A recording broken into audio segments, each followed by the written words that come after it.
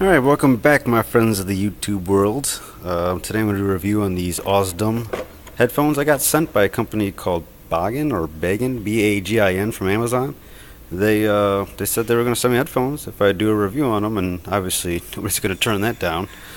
These are the model M04. They seem to be a pretty decent set of headsets or headphones. Inside the box, just cardboard, just a little piece of paper on the inside of it.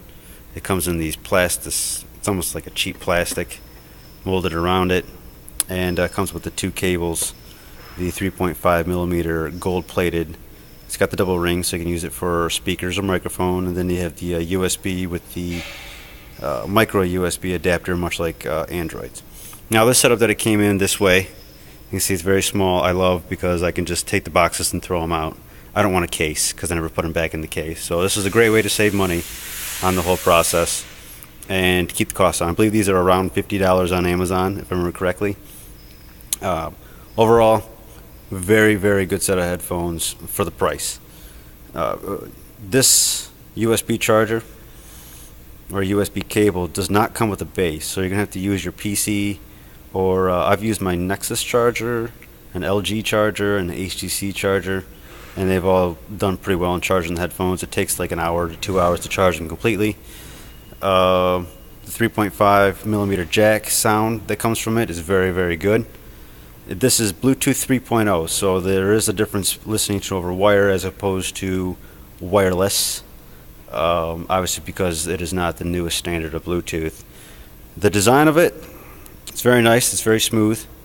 They did a good job of keeping everything not sharp.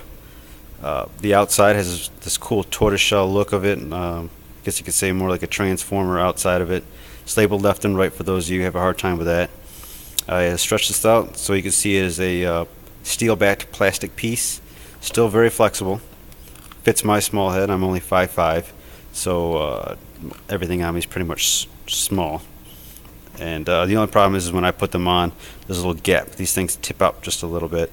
And I believe it is because my head is so small, much like a 9 to 12-year-old's head, if that. My stepfather, who has a much larger head, says they fit comfortably. He doesn't have any issues with them. And my ears fit inside these soft cups. Now this top side looks like it's made out of synthetic vinyl. I don't know if it'll focus on it or not. They did a very good job. Whatever they use underneath it is it's squishy yet firm. I have to say, these cups are amazing. I don't think I've ever had a softer pair of headsets on my noggin. They stitched the inside of it. Kudos to them on that. I believe they're crimped over here with a piece of plastic, but these are super, super soft. Now I wear glasses, so most of the time whenever I wear glasses I end up getting like a pain behind my ear when they push too hard or the material is a little bit too rough. So I generally don't like wearing them for extended periods of time, and I've worn these things for up to 6 or 7 hours. Haven't had any issues with them pushing on the back of my glasses very hard. It's all personal preference. Some people like them tighter. Even at the gym, doing push-ups, running, I do jogging with my neighbor next door. Haven't had any problems with them falling off. But if you decide you want to ride in a race car or take some sudden movements, they will shift because they don't hold on that tight, but just tight enough to keep them on your head. The controls on the bottom of this, which would be on this side, what is this? Your right ear. So on your right side, you can see you got your charging port in the back, which is any typical Android charger. On the bottom, you got your play, pause, fast forward, rewind, and nothing on the front. For your left ear, there's the 3.5 millimeter jack on the left side. It's in the back, so it's pretty cool. If you need to use the cable, it can run over your shoulder. The volume up, volume down, and the power button. So the power button, if you push and hold, it will want to pair, or it will turn it on. And there's actually a lady's voice inside there that says to turn on. If you push and hold, there's a lady's voice inside there that says pairing. And then after it's paired, if you bump it, it turns on your Google Now, which I thought was a really cool feature, especially for only being in Bluetooth 3.0. Which I actually fancy that. I'd rather have that as opposed to my old headphones did not do that. In the front, you have this small blue light and the microphone area.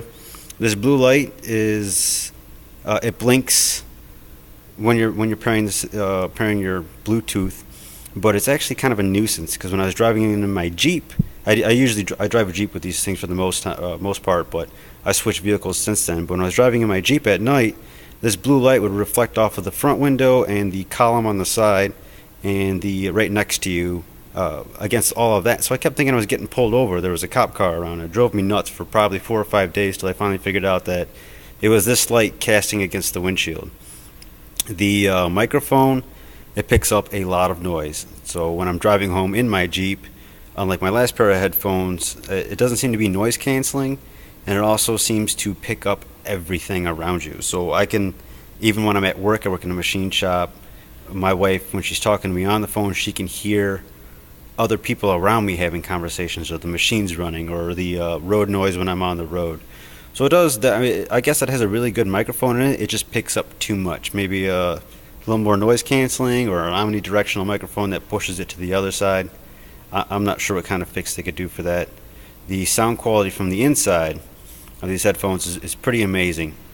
Has great highs, great mids, and I'd say 80% on the lows, which is extremely good for like a $50 pair. Now, this is relative to a Bose headset that I'm doing the comparison against, because to me those things are just absolutely amazing. So these things crank. When I turn my Nexus 6 that I have, this is what I'm recording this from. When I turn it up all the way on Bluetooth, I'm using Google Play Music with a little bit of an equalizer on there, and I have these cranked all the way up. These bad boys rock. Like, they rock hard enough where you can actually feel these shaking on your head, and you'll feel the air escaping in and out. So it definitely does good. And I listen to music anywhere from classical, jazz, rock, down to like Skrillex, even rap. It does really good for rap.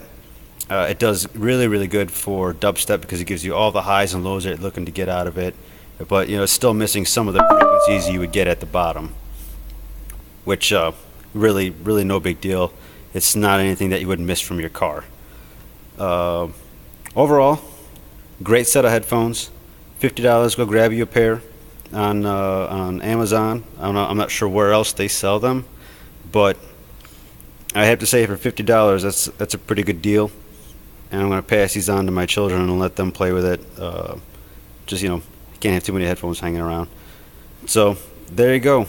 Hopefully this helps anybody out who has any questions. Until next time, guys.